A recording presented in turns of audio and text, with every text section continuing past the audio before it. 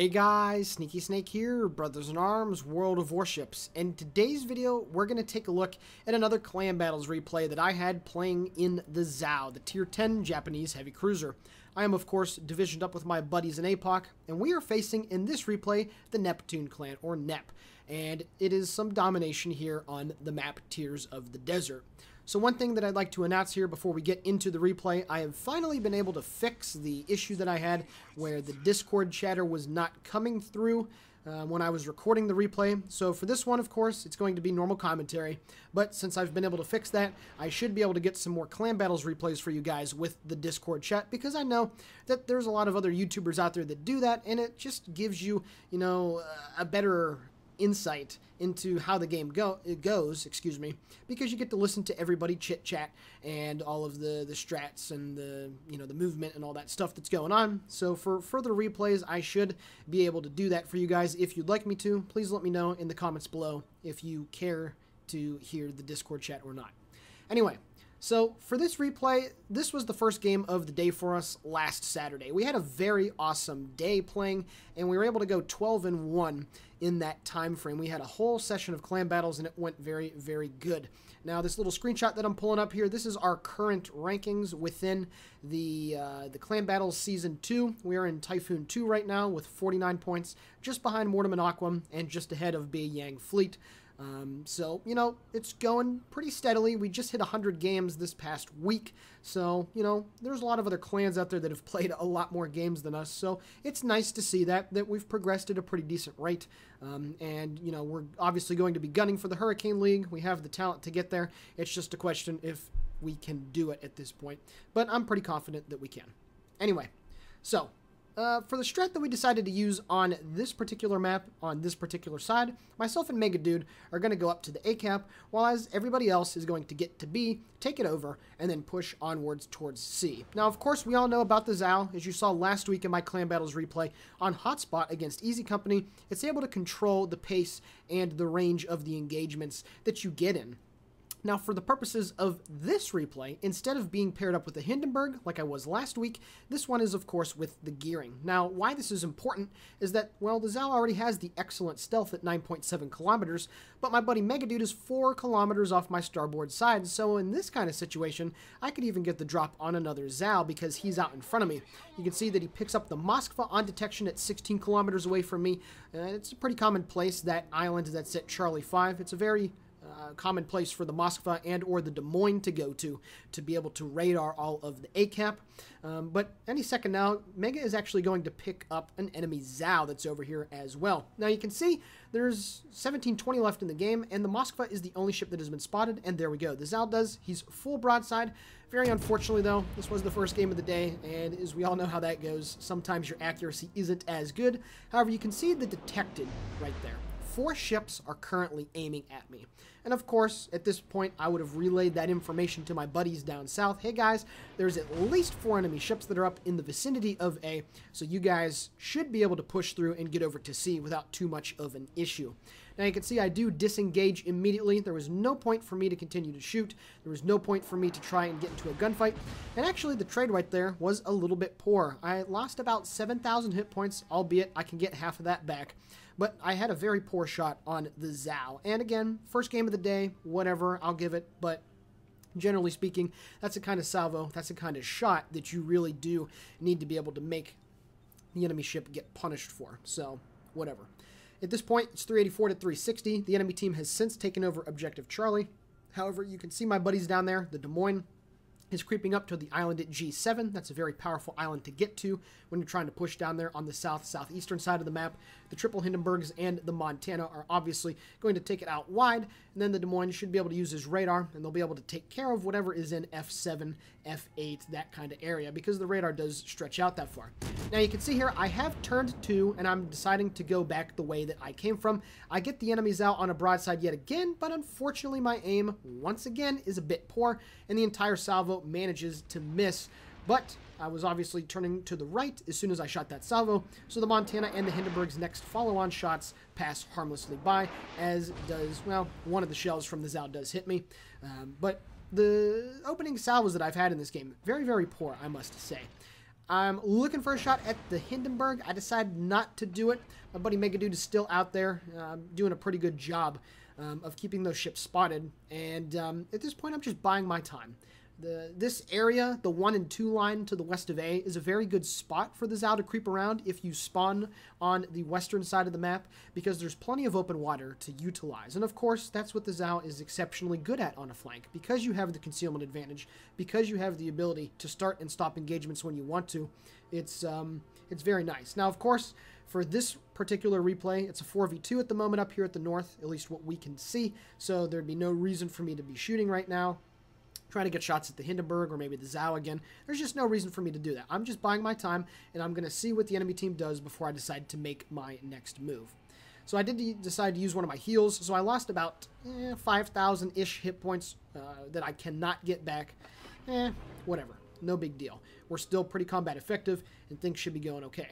Now, if you've noticed, the enemy team is capturing A, and then the enemy gearing does get spotted. So my buddy Megadude right now has to engage this guy. You can see his shells are flying in. I'm waiting to see if this gearing is going to speed up or slow down. My buddy Mega manages to blow out his engine for just a split second, and this is where the Zao is extremely good. 9,000 points of damage with 8 penetrating hits. I chunk him down to half hit points. My buddy Mega continues to shoot at him, so I got to really help him out here. The next salvo going down range, he's at 10.4 kilometers. The dispersion looks pretty good, but unfortunately, most of the salvo lands just to the left. Also, unfortunately, my buddy Megadude is getting chunked by both the Hindenburg and the Zao that's over there. So this next salvo has got to be good to try to take this guy out. My buddy Megadude is about to kick the bucket. The enemy's gearing is at 3,300 hit points, 4 penetrating hits. I managed to get the kill, but unfortunately, the Hindenburg manages to get my buddy Megadude there. And something tells me that I would have been able to save him if I would have been able to get a decent hit with the second salvo that I shot at that guy. So getting the enemy's destroyer is very good, but unfortunately we lost our own as well. So now the B cap is going to be ours for the rest of the game. The C cap looks like we're going to be able to push in and take care of business, but it'll be interesting to see what the enemy team does if they want to try and come get the A objective. And for the rest of this game, it is now going to be a cat and mouse between myself and the other Zao, because you already saw that he got detected at 9.7 kilometers right at the very beginning when Mega spotted him.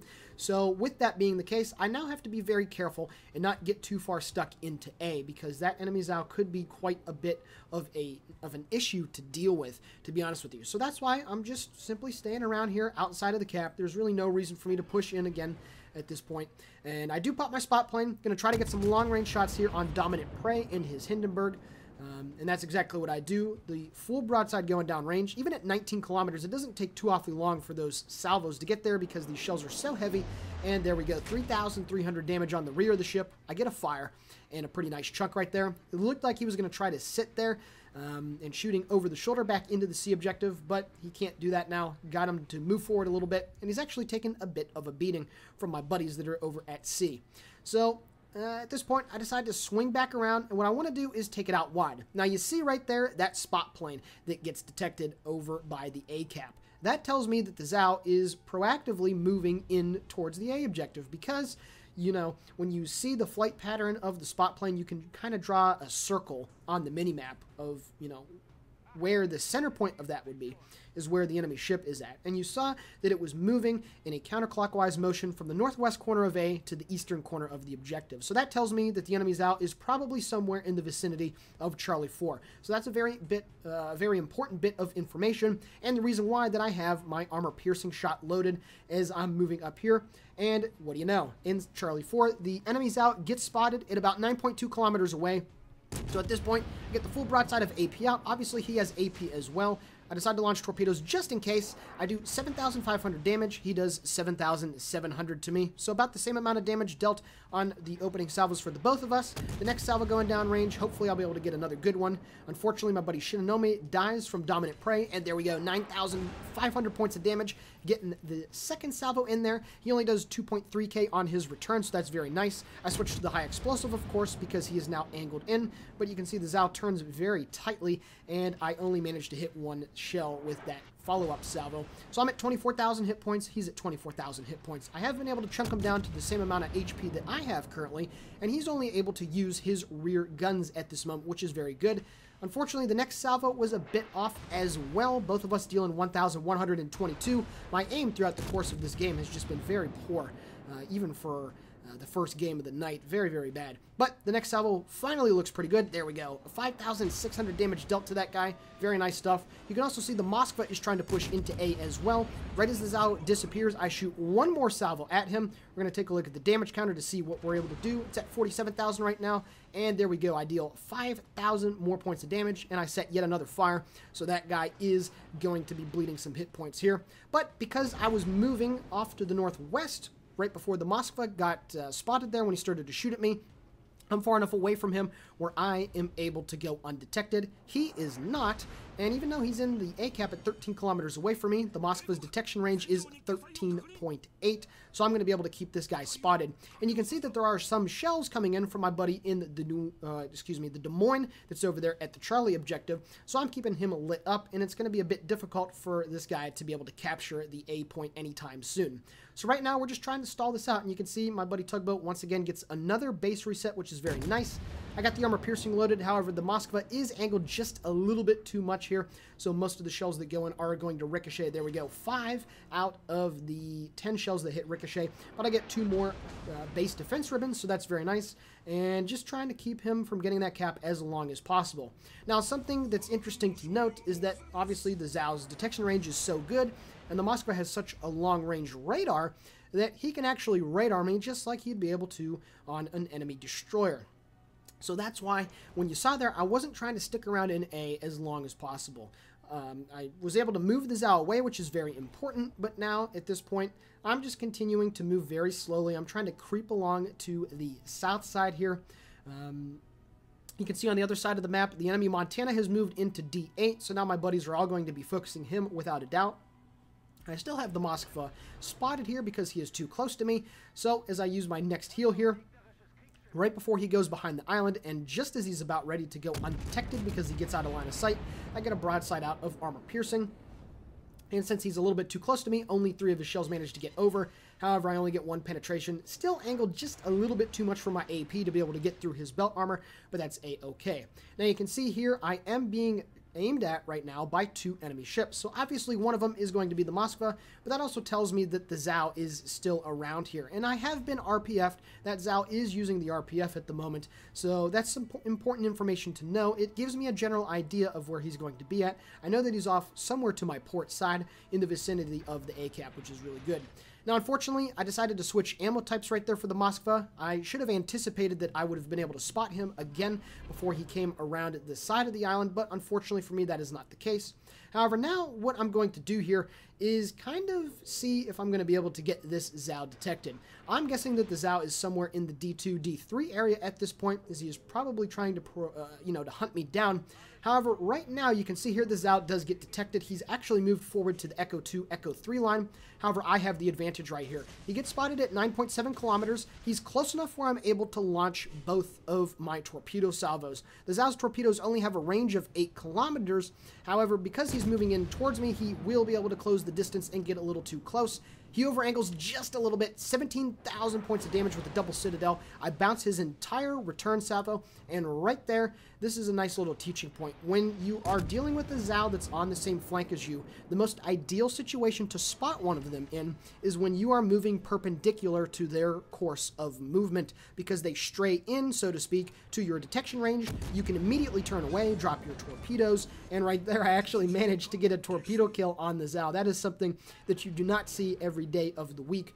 But again, you're able to put yourself in a situation where they're kind of walking into your detection range. You can immediately turn away, drop your torpedoes, start kiting, and then if you need to, angle or open up just enough to be able to shoot.